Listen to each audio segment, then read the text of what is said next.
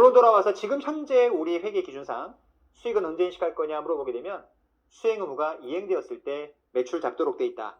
이렇게 어디 가서 얘기하면 맞는 개념이거든요.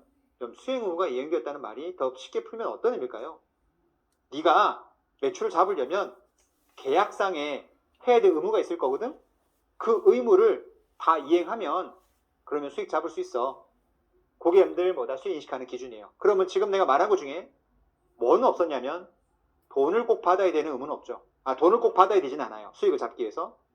그래서 우리가 물건을 외상으로 팔아도 돈이 안 들어왔어도 내가 물건을 팔기 위해서 누구한테 물건을 인도하면 뭐는 끝난 거죠. 수행 의무는 이행이 된 거예요. 그럼 회계는 뭐 잡을 수 있는 거죠?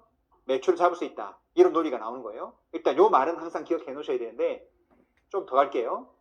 수행 의무가 이행되었다라고 하는 여러분들 이 이벤트가 만족하면 수익을 잡을 수 있는데 조금 더 들어가면 우리가 수익을 인식하기 위해서는 회계에서는 이제는 몇 단계라고 하는 말을 쓰냐면 5단계라는 말을 써요.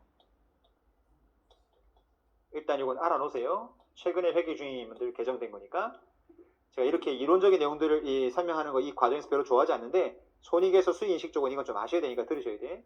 수익인식 5단계 첫 번째 뭘 하라고 되냐면 처음에는 계약을 식별해야 된다는 말을 써요.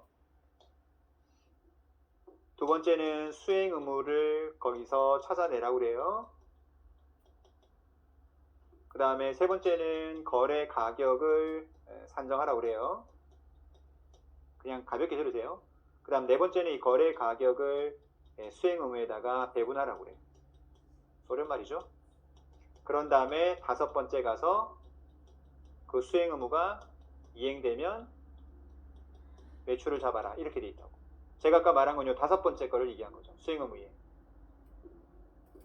자, 이 소리말을 풀어서 얘기할게요. 자, 삼성전자를 한번 예를 들어보죠. 삼성전자가 만약에 가전제품을 판다. 갈게요. 어떤 소비자랑 가전제품 파는 계약을 맺었어요.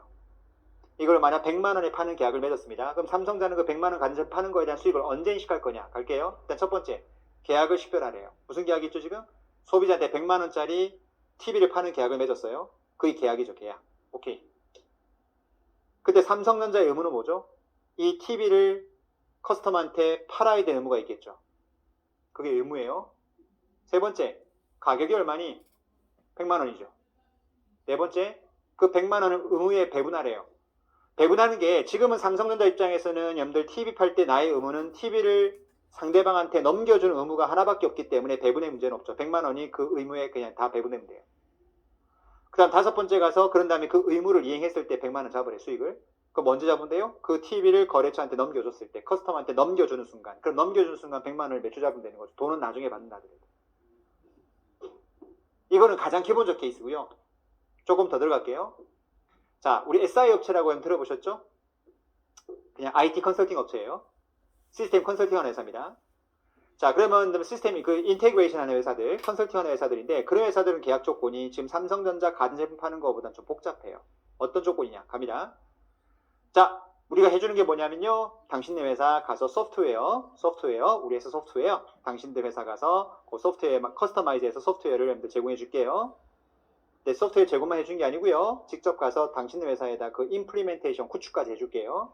그리고 2년 동안 메인턴스 해줄게요.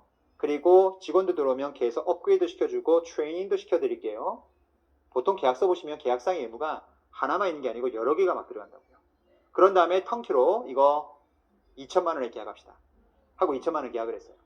그리고 2천만 원 계약금을 와인샷에 다 받았어요. 자, 2천만 원 받았어요. 이때 내가 이거 수익을 잡을 거냐? 이 고민이 생기는 거죠. 돈은 다 들어왔대. 2천만 원. 수익 잡을 거냐? 따져봐야 되는 거죠. 첫 번째, 계약. 무슨 계약했죠? 그 회사에다가 시스템을 제공하고 구축해주고 메인터넌스 해주고 업그레이드 시켜주는 계약이에요. 두 번째, 수행 의무. 아까 말했던 그런 여러 가지 수행 의무. 세 번째, 가격 2천만 원. 이제 네 번째 생각해봐야 돼. 그 2천만 원을 뭐로 배분하셔야 돼? 지금 계약서에 내 의무가 여러 가지가 있잖아요. 거기다 뭐 해야 된다고 해? 배분을 해야 돼요. 2천만 원을 배분을 해야 돼요. 그러면 내가 시스템을 제공해주는 거에 얼마인지, 구축해주는 거에 얼마인지, 업그레이드 시켜주는 거에 얼마인지, 직원들 교육시켜주고 뭐다 해주는 거는 얼마인지, 이거를 뭐다 2천만 원을 배분하셔야 돼요. 어떻게 배분할 거냐 문제를 여기서 논의할 수는 없어요. 그까지 들어가면 너무 기술적인 강의가 되는 거니까 그런 개념이 있다 정도만 아시면 돼. 그리고 다섯 번째 가서 그 의무가 이행됐을 때 잡으래요. 그럼 만약에 소프트웨어를 제공해 주는데 내가 200만 원 배분됐다. 그럼 그거 이행할 때 200만 원 매출 잡고 구축해 주는데 300만 원? 그럼 300만 원 그때 잡고. 그다음 메인터넌스는 3년에 걸쳐 한다. 그럼 3년에 걸쳐 수익 잡고. 이런 식으로 그 의무가 각각 이행될 때마다 매출을 잡도록 돼 있다는 게 회계 기본적인 원칙이라고 보시면 돼요. 좀 복잡해지는 거죠. 옛날보다 수익 인식은 되게 많이 복잡해졌다 생각하시면 돼요. 자, 이게 딱 도입되는 순간 뭐가 여러분들 이슈가 되냐? 현대자동차가 일단 퀘스천 마크가 생긴 거예요. 자, 현대차는 어떤 여러분들 퀘스천 마크가 생겼을까요? 자, 현대차갑니다. 현대차가 자동차를 팝니다. 그랜저 3천만 원에 자 거래처랑 계약했습니다. 5단계 다시 가보죠. 무슨 계약인가요? 자동차 판매 계약이에요. 두 번째 수행 의무가 뭐죠? 자동차를 판매하는 건데 보통 자동차 판매 계약서 보시면은 자 자동차 팔아 근데 자동차 인도해 주는 것만 의무가 있어요? 아니죠. 뭐라고 돼 있다? 미안하지만 예를 들어서 일정 키로까지는 무상으로 하자 보수해 줄게. 거기에 들어간 거예요. 무상으로 하자 보수해 줄게. 이상하네. 그럼 수행 의무가 하나예요? 두 개예요? 두 개죠. 자동차 넘겨주는 뭐다 의무 하나 있고 일정 기간 동안에 무상으로 하자 보수해주는 의무가 또 들어가 있는 거예요. 의무가 두 개 있다라고 볼 수 있겠죠? 가요. 세 번째 가격 3천만 원이에요. 네 번째 뭐였죠? 3천만 원을 배분하셔야 돼. 배분한다는 것은 개념상 뭐하고 뭐로 배분하셔야 돼. 3천만 원 내가 돈을 받았는데 받은 것 중에서 자동차 판매 대금을 받은 게 얼마냐? 이 워런티 해주는 뭐다? 의무로 내가 받은 게 얼마냐? 구분하라는 게 아까 개념이잖아요. 그럼 만약에 배분했다 쳐볼게요. 그럼 자동차 가격으로 2,500만 원, 워런티 계약으로 만약 500이다. 배분됐다 쳐볼게요. 그럼 다섯 번째 가서 그 의무가 이행됐을 때 수익 잡으라고 돼 있다는 것은 그럼 자동차를 판매하는 계약 같은 2,500은 넘길 때 의무가 이행된 거니까 2,500은 넘길 때 매출 잡아야 되지만 나머지 500만 원은 3년 동안에 내가 무상으로 하자 보수 해줄게. 그럼 500은 어떻게 하셔야 돼? 3년에 걸쳐 수익을 잡아야 되는 결과가 나오는 거죠. 이게. 지금까지는 어떻게 했는데? 자동차 팔 때 매출 다 잡았는데 지금은 이제 의무를 다 식별해서 이걸 쪼개가지고 각각 의무가 이행됐을 때 매출 잡으라고 하니까 그럼 우리는 2,500을 먼저 인식하고 500은 나중에 인식해야 되는 결과가 나오는 건가? 이런 퀘스천 마크가 생겼던 거예요. 결과부터 미리 말하면 이건 좀 깊게 들어가는 거긴 한데 일단 현대차 경우에는 그렇게 하지 않는 것으로 지금 회계처리 되어 있습니다. 이건 이제 어슈런스 타입이라고 하는데 이미 팔 때부터 자동차에 하자가 없다는 것을 확신을 시켜준 거기 때문에 그 워런티 해주는 것은 그런 차원의 메인턴스인 거지 너의 별도의 뭐다 세퍼레이트되어 있는 수행업으로 보지 않는다는 게 IFRS 입장이에요. 그래서 그런 경우는 그냥 3천만 원을 넘길 때 수익을 다 잡고 하자 보수가 들어갈 거라 예상되는 금액은 충당부채라는 개념으로 돌아가는 게 기본적인 컨셉이거든요. 근데 이런 경우는 있겠죠. 보통 일반적인 그랜저 사가는 사람한테는 3년 동안 무상 하자 보수인데 어떤 사람한테 원래 3년인데 당신 2년 동안 더 추가로 내가 워런티 해줄게. 그럼 5년 동안 보장받는 거야. 대신에 일반 사람은 3천 받는데 너는 3,200 줘. 아 그래? 5년 동안 무상으로 무조건 하자 보수 해주는 거 맞아? 야 좋아. 그럼 나 3,200에 살게. 그러면 3천만 원만큼은 자동차 판매 계약이지만 그 200 더 받은 것은 이거는 추가 2년 무상 서비스에 대한 수행으로 보게 돼 있어요.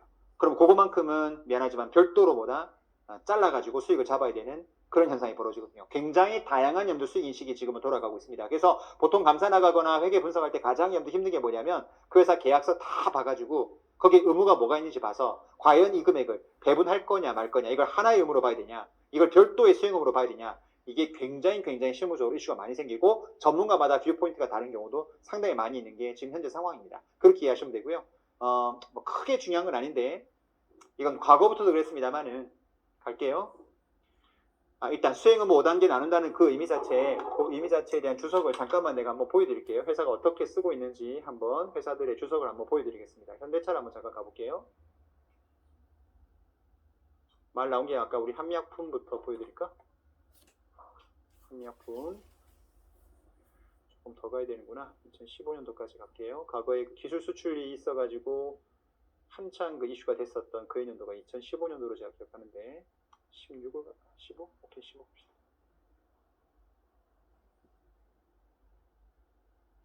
2016을 볼게요. 여기 잠깐 보시면은 부채 비율을 잠깐 보면 봐요. 요해년도가 지금 1조고 1조 7천억이 됐죠. 자산이. 한미약품 케이스예요.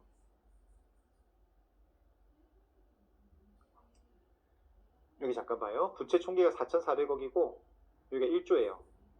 그럼 여러분들 1조 요거 보자. 자본 총계가 5,800억이고 부채 총계가 4,400억이니까 부채 비율이 100%가 안 되죠. 근데 그 다음 연도 보니까 7,400억인데 부채가 9,700억이에요. 그럼 부채 비율이 여러분들 지금 한 80% 정도 되던 기업이 한 120% 엄청 오른 거지. 근데 내가 부채 비율 설명할 때 얘기한 것처럼 부채 비율이 왜 늘었나를 볼 때는 뭐가 되게 중요하다고 그랬죠? 영업 부채가 중요해요? 금융 부채가 중요해요? 금융부채가 얼마가 늘었나 보는 게 중요한 거지. 우리 영업부채가 는 거는 기본적으로 영업활동과 관련된 거기 때문에 크게 리스크가 없을 가능성이 더 많아요. 자, 왜 부채 늘었나 볼까요? 뭐가 많이 늘어있나요? 전기에 비해서. 는 게. 가장 많이 늘어난 게 어디죠? 여기 보면 이 5천억이 늘어난 거의 가장 큰 이유가 차입금 아니고 장기사채 아니고 위쪽 가볼까? 여기 매입채무도 좀 늘었고 뭐가 늘었지? 여기 200억이었던 게 여기 3,200억이 여기 결정적이죠. 200억이었던 게 기타 부채가 3,200억이 있다고 한 3,000억이 늘었어요. 기타 부채가. 그럼 기타 부채가 뭔가 주소 가봐야 되겠죠.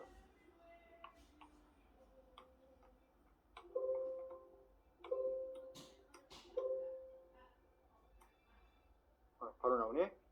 기타 부채에 보니까 전기에 비해서 는 게 뭐냐? 부채가 늘어난 이유가 여기 뭐라고 돼 있어요? 여기 이게 2,600 이게 3,200억 넣은 거 중에 2,600억이 선수수익이죠. 그러니까 선수수익이 늘었다는 것은 아까 말한 것처럼 매출을 돈은 먼저 받았는데 뭐가 안 된 거예요. 매출 아직 안 잡은 거죠. 선수수익이 증가해서 부채 비율이 증가하게 되면 여러분들 그 기업의 계약이 잘 되고 있다는 의미이기 때문에 절대 부채 비율이 워닝 사인이 아니라고 내가 수업 시간에 얘기했을 거예요. 영업활동이 잘 되고 있는 거죠. 뭐 보면 더 어떻게 할 수 있어요? 재무제표 보시면은 손익 볼게요. 선수익이 엄청 늘었던 연도에 보면 영업이익이 얼마냐 보면 340억 하던 회사가 영업이익이 2,100억이 되거든요. 이게. 어마어마하게 늘죠.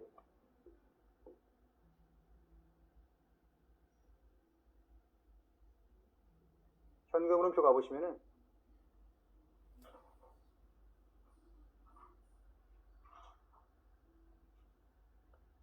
결국 당기순이익이 많이 늘었지만은 여러분 기본적으로 현금 흐름표에 선수금이 잡히면 선수금을 받는 연도는 어떻게 돼요? 선수금을 받았을 때는 뭐가 적겠죠? 이익은 적지만은 캐시플로는 되게 좋아진다고. 근데 그 선수수익이 그 다음 가면 뭐로 타겠죠? 매출 타겠죠. 그럼 매출 타는 그 연도에는 손익은 좋지만 캐시플로 상에는 별로 도움이 안 돼요. 돈은 그 전에 이미 다 받았으니까. 약간 미스매치가 생기는 거죠. 어쨌든 그 해 연도에 한미약품 케이스에 지금 여러분들 재무표 잠깐 본 거고요. 지금 한미약품 말고 지금 보려고 했던 데가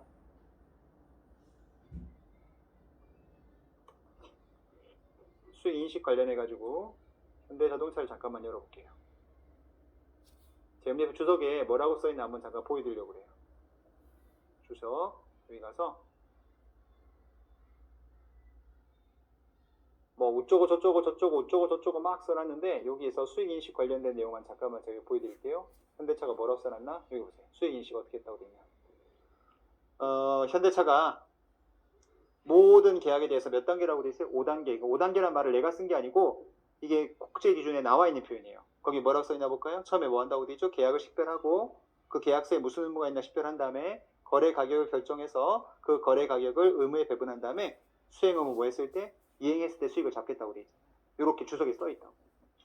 그러면서 수행 의무의 여러분들 인식 여기 보세요. 뭐라고 돼 있나? 자기들은 수행 의무를 뭐로 받다고 돼 있나 볼게요. 여기 보면 자동차를 여기 뭐라고 돼 있어요? 판매하는 거 봐고 별도로 제공하는 영역은 계약을 분리해서 수행 의무를 식별했다고 돼 있잖아요.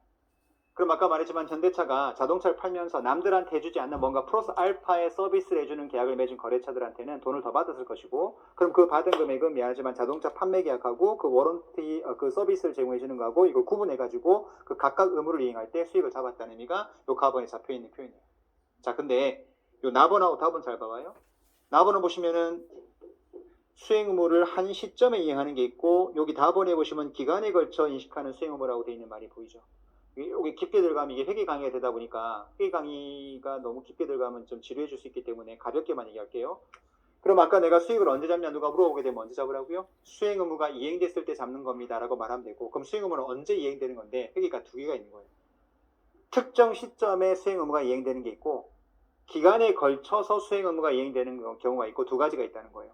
이걸 보통 옛날 용어로 따지면 이게 뭐다? 인도 시점에 수익을 잡는다는 의미고 이건 뭐다? 이게 진행 기준 따라 수익 잡겠다는 의미가 담겨 있는 건데 IFRS는 그런 용어를 쓰지 않고 어떤 특정 시점에 수행 의무가 이행된다는 표현하고 기간에 걸쳐 수행을 한다라는 의미로 두루 나눠요. 이게 overtime, 이게 at a point in time이라고 보통 얘기하는데 이거는 쉽게 자동차는 언제 수행 의무가 이행되는 거예요? 자동차를 넘길 때 자기 의무가 이행되는 거거든요. 그럼 그게 바로 한 시점에서 의무가 이행되는 거죠. 근데 기간에 걸쳐 수행한다는 것은 어떤 거냐면은 말 그대로 용역을 제공하는 회사들 같은 경우에 내가 뭔가 컨설팅을 해줘요. 3년에 걸쳐서 계약을 맺었다. 그럼 3년에 걸쳐서 나는 의무를 이행하는 거죠. 그런 것들이 대표적인 다업원에 해당된다고 보시면 돼요. 그럼 현대차 같은 경우는 이렇게 하겠죠. 만약에 내가 자동차를 판매하는 계약, 그 다음에 어떤 고객한테는 내가 3년 동안 뭔가 서비스를 더 추가로 해주겠다라고 하는 계약 두 개가 있다라고 한다면, 만약 3천만 원 받았다. 2천만 원은 재화를 인도하는 거와 관련된 거 자동차, 1천만 원은 3년 동안 서비스 이용하는 대가를 받았다라고 하면 2천만 원은 자동차 넘길 때 그 시점에 수익을 2천만 원 잡는 거고, 1천만 원만큼은 3년에 걸쳐 가지고 내가 수익을 잡는 거니까 1년에 얼마씩 뭐 1천만 원을 나누기 3 해가지고 330만 원씩 이렇게 인식해 나가는 그런 방식을 썼다라는 표현이 거기 나와 있는 표현입니다. 이런 개념은 알고 계셔야 되기 때문에 제가 설명을 드린 거라 보시면 돼요. 이런 말들이 의미가 뭔지를 좀 설명드린 거고요.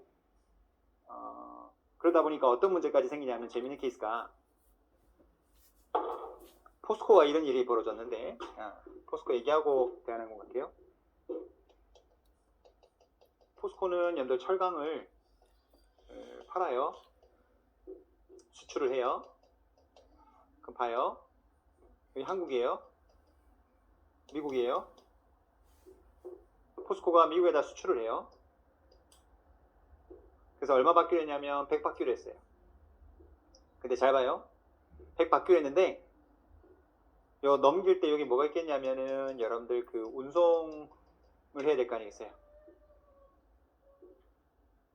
계약을 어떻게 맺었냐면은, 그러니까 내가 물건을 shipping하고 이거 가져가 할 수도 있고요. 내가 너네까지 딜리버리 해줄게 라고 계약을 할 수도 있는데, 지금 제가 논의하는 것은 너네 미국 쪽 커스터머한테 내가 딜리버리까지 해줄게 라고 통상 계약을 했다 쳐볼게요. 그 대가로 내가 100을 받았어요. 그럼 과거 회계 기준 언제 수익을 잡았냐면, 포스코가 요 도착할 때 이 100을 매출을 다 잡았다고요. 왜? 미국 커스터머한테 내가 너 넘겨줄게 라고 하는 거니까 그때 도착할 때 100을 매출 잡았다는 소리예요. 자, 그런데 IFRS가 새로 도입되면서 아까 5단계로 나누면서 뭐를 구분하라고요? 계약서에 들어가 있는 수행 의무를 식별하라고요. 그럼 여러분들 냉정하게 무슨 의무와 무슨 의무가 두 개 들어가 있다고 보는 거냐면, 이 100 안에는 철강을 판매하는 가격도 있겠지만 한국에서 미국까지 가는 이 운송에 대한 서비스도 포함됐다고 볼 수 있는 게 맞는 거잖아요. 이해돼요? 운송 서비스가 포함되어 있다는 거죠. 왜? 운송 서비스 내가 안 해주면 계약 금액은 100이 아니었을 거고, 쉽게 네가 와서 이 물건 가져가는 것 같으면 100이 안 팔고 80을 팔았다. 근데 네가 그쪽까지 배달해달라고 하니까 나는 100을 달라고 했다. 그럼 철강값으로 받은 금액은 80이고 운송 서비스로 받은 대가는 20이 되는 거예요.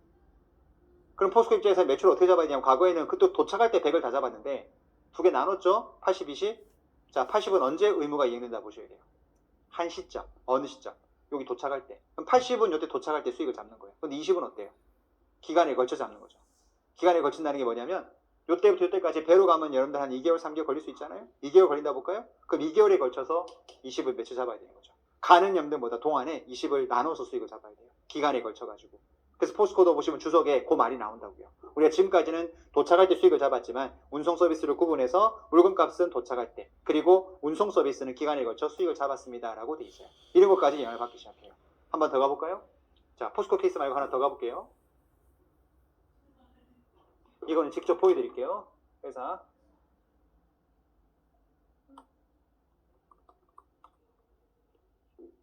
뭐 과거에 있었던 개념이긴 한데, 한번 보겠습니다. 대한항공 케이스 한번 열어볼게요. 코로나가 아니면 참석하신 분들이 되게 항상 많아서 질문도 많고 했는데 좀 쓸쓸하긴 해요. 이렇게 혼자 동영상 녹화하면서 강의하는 체질이 아니라서 앉아 계신 분들이 많이 있으면 참 좋은데 그게 안 돼서 좀 그러네요. 자, 보세요. 여기 대한항공인데요. 대한항공이 요때 보시면은 과거에 요 좀 2018년도 요때가 이게 IFRS 요번에 새로 도입된 연도인데, 요 계정 과목을 잠깐 보시면은 요 숫자 잠깐 볼래요?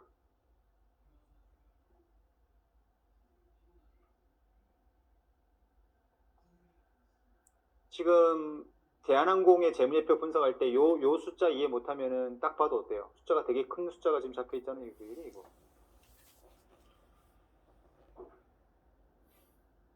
여기 보면 여기 뭐가 있냐 보세요. 이연수익. 여기 이연수익. 금액 보면 여러분들 거의 한 2조 가까이가 이연수익이 잡혀 있어요.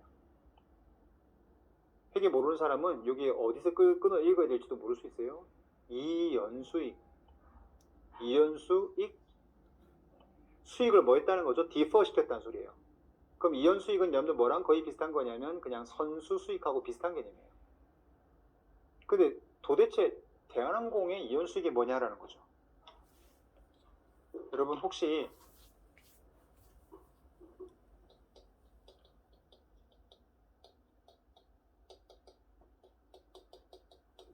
마일리지나 포인트 적립해주는 데 많죠. 요즘 플랫폼에서도 많이 뜨고 있잖아요.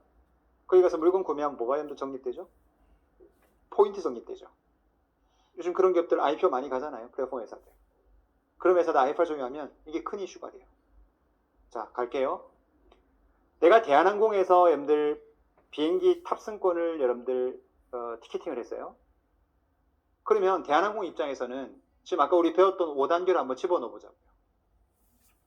서울 부산 편도 요금으로 지금 탑승객이 10만 원을 나한테 돈을 줬어요. 카드 결제했다고요. 그럼 10만 원 받아요.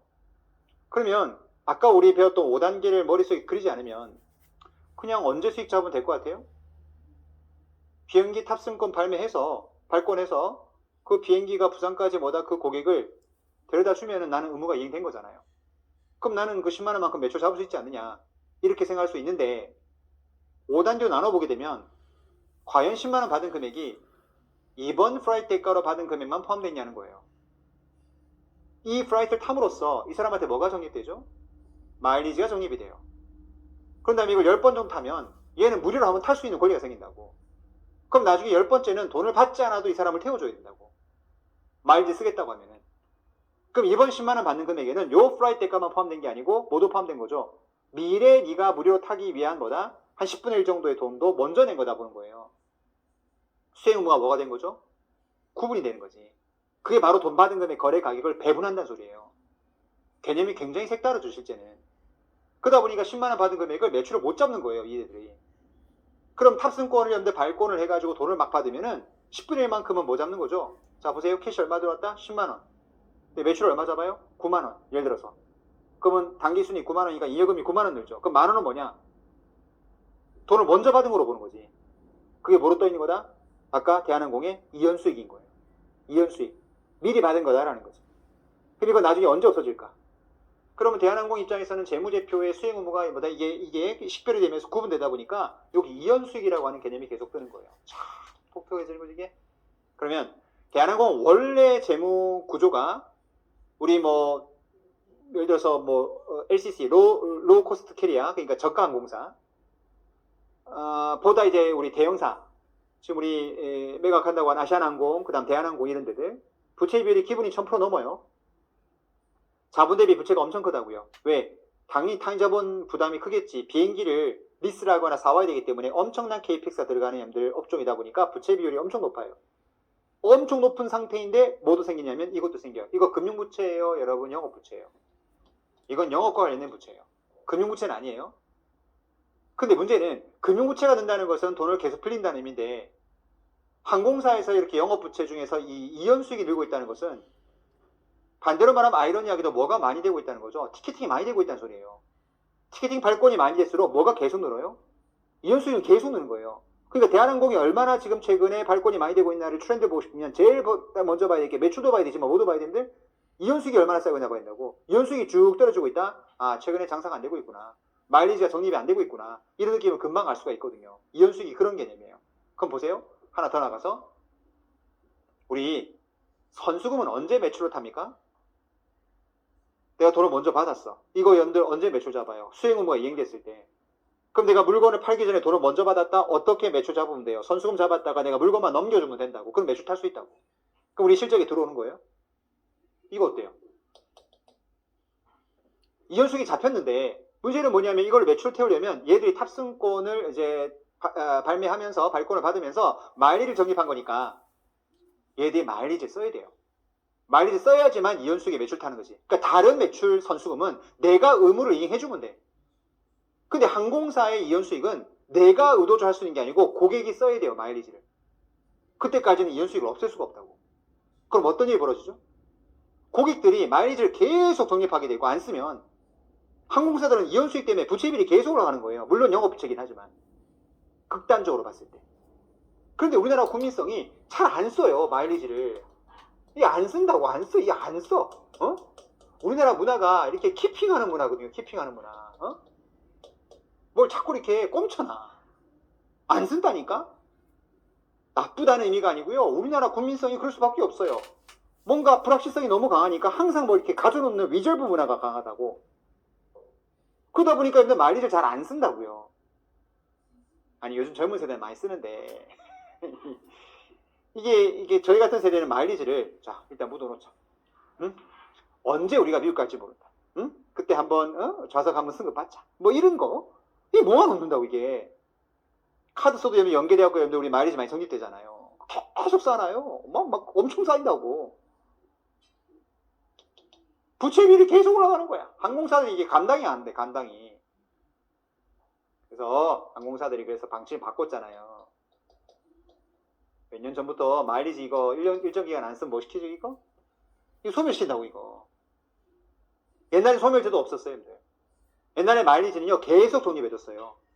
옛날에는. 근데 지금은 여러분들 항공사들 마일리지 적립 무제한 안 해주죠.